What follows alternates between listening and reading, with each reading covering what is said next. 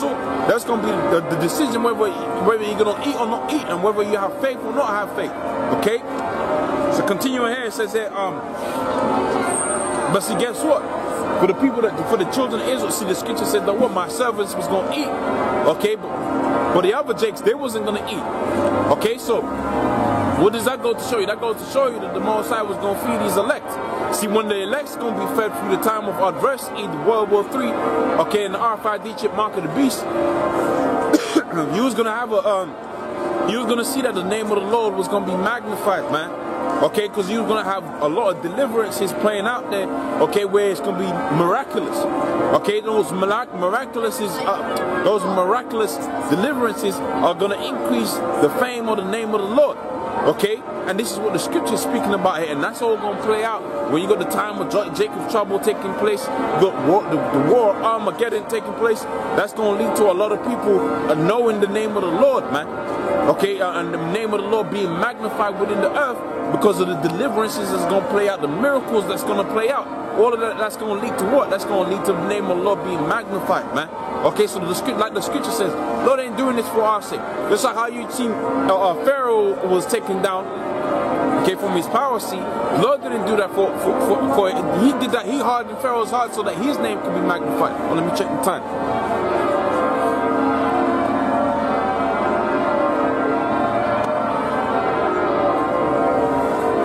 Okay, the Lord did that so that his name will be magnified.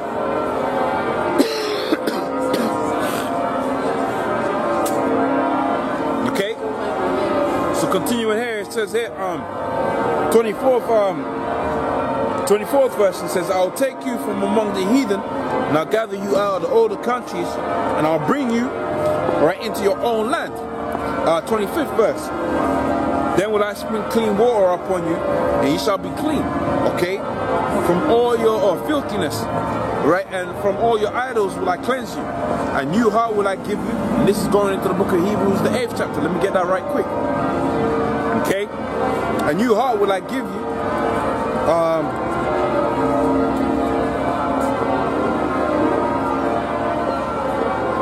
Right? A new heart will I give you.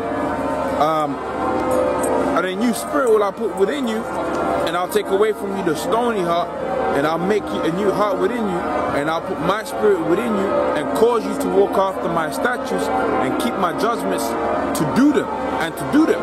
And that's talking about what? That's talking about the thing called the second covenant, which is in the book of Hebrews, the 8th chapter. So here we're dealing with the children of Israel, but guess what? When you get to the book of Hebrews, the 8th chapter, which I read earlier, I'm going to read it again, you're still dealing with the children of Israel, okay?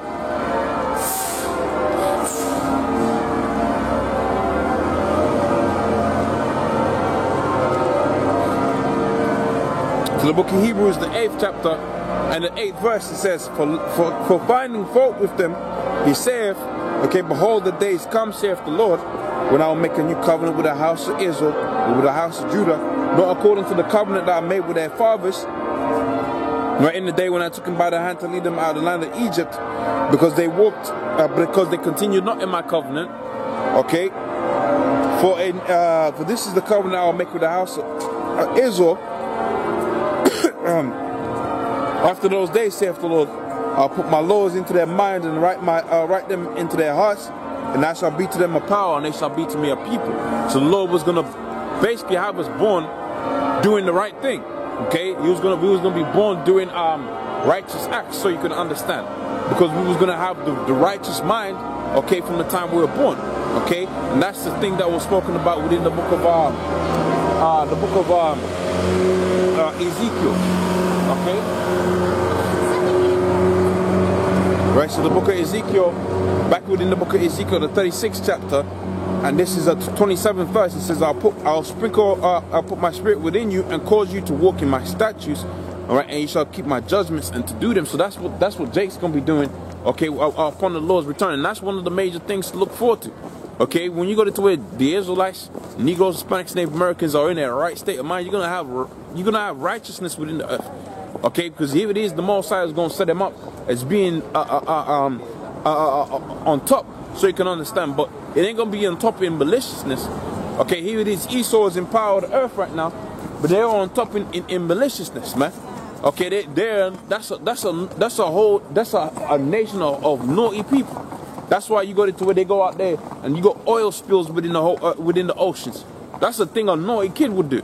Okay, you go to where you got the complete omitting of the land Sabbath. Hence, you go to where you got GMO foods. That's just a kid. That's something a naughty kid would do.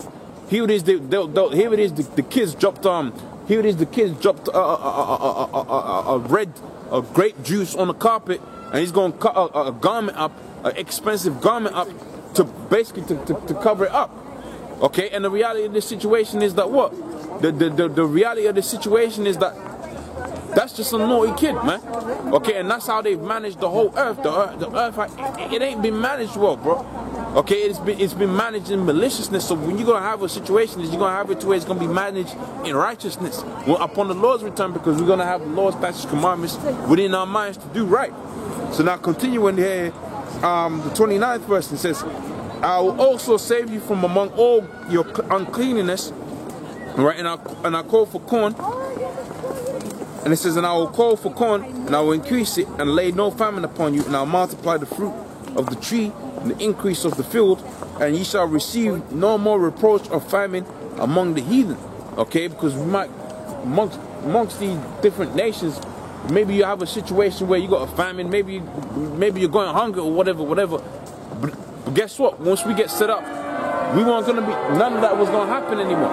Okay, we was gonna be eating every day, man. Okay, feasting and whatever, we're gonna be all right. Excuse me. "And I will save you." Oh, sorry. Where am I? "And then shall ye remember of your evil ways." Okay, that's it. Yeah. "So then shall you remember of your evil ways and your doings that were not good, and ye shall loathe yourselves right in your own sight." Okay, for your iniquities and for your abominations. So we had a Day of Atonement. That's probably going to be an event that we're going to continue doing in the kingdom. Okay, and "then shall ye remember your own evil ways and your doings that were not good, and ye shall loathe yourselves in your own sights, and for your abominations. Not for your sakes do I do this, saith the Lord. Be it known, be ashamed and confounded for your own ways, O house of Israel." Okay, so let me go. Let me read this actually. 33. And it says, "Thus saith the Lord power, in the day, all right, in the day that I shall have cleansed you from all your iniquities, I will also cause you to dwell in the cities, and the ways shall be built up." So let's go back onto the book of Jeremiah, the 30th chapter, where we started this whole thing off, and then, you know, basically go into some closing scriptures. Okay, so Jeremiah 30. Okay, Jeremiah 30, and we was really at the second verse, Jeremiah 30 and 2. It says, "Thus saith the Lord power, okay, of Israel, write all of these things that I've spoken unto thee in a book." Like I said earlier, that's the videos that we do. Okay, these days. Okay, we're having it to where the word of the Lord. Okay, the words that are written by spiritual intervention. Okay, are written down. Okay, I've been pushed out there into the ether. Right. So third verse says that, "For lo, the days come, saith the Lord, when I bring again the captivity of Judah and Israel." And that's why we read the book of Ezekiel, the 36th chapter. We was reading about the day, okay, the time when the Most High was going to bring about the captivity of Judah and Jerusalem, basically taking them from a position of being in slavery to being in a position of rulership. Okay, so that's why what we've been reading about. Okay, so continuing, it says there, I'll bring them in. So it says here, "And I caused them to return into their own land that I gave them to their fathers to possess it." And it says, and these are the words that I spoke concerning Israel and concerning Judah. For thus saith the Lord, we've heard a rumor of trembling and not of peace. So the time of Jacob's trouble is coupled with what? With the deliverance. But you got to go through the time of Jacob's trouble too. First, not two, but first. Right? "Ask ye now and see whether a man doth travail. Wherefore do I see every man with his hands upon his loins?" Okay, and and all faces are turned into paleness.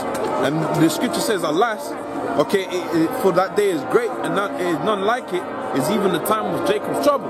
So when all of these things are going to take place, okay, when all of these things are going to take place, and why they're going to, when they're taking place, okay, you're going to have a lot of people that are going to be sick to their stomach, man.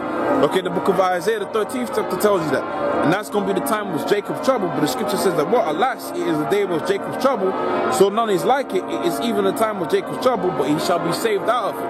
Because you read about Ezekiel, the 36th chapter, okay, which is the end goal. But guess what? To get to the end goal, you're going to have it to where all of these things happen before. So let me get one more precept, and I'm going to call it quits. All right.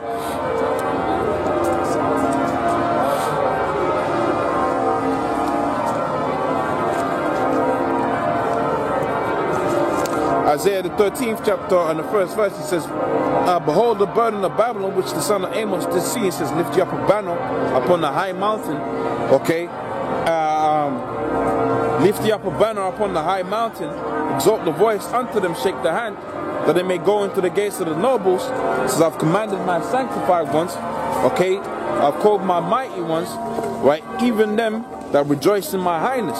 Okay. The noise of a multitude in the mountains, like as of a tumultuous noise of nations and of kingdoms and of nations gathered together. For the Lord of hosts mustereth up the host of battle. So the Most High is putting it within the spirit of these different nations, basically to come up against and rise up against each other to go to war.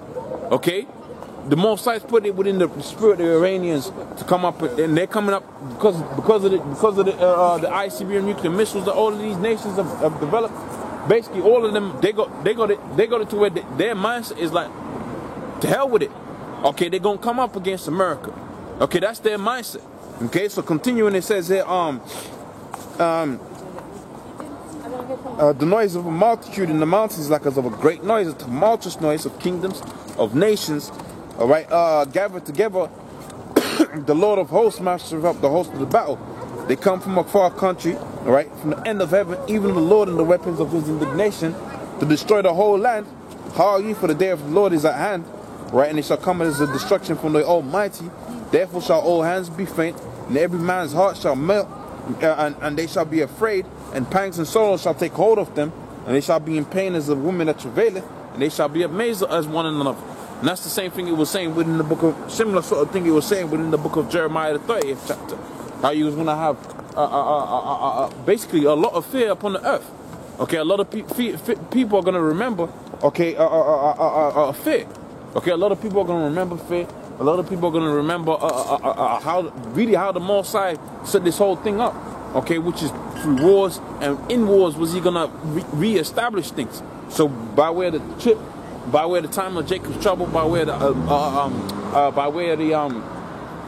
World War III. That's how the Lord was going to deliver his people. Okay, he was going to deliver them from all of those so-called evil times. Okay, so pretty much with that, I'm going to say, all praise unto Yahweh, double honors unto the apostles of Great Millstone, and honor you brothers that have been pushing this truth in sincerity, and Lord's will, I'll be out here the next time. Shalom.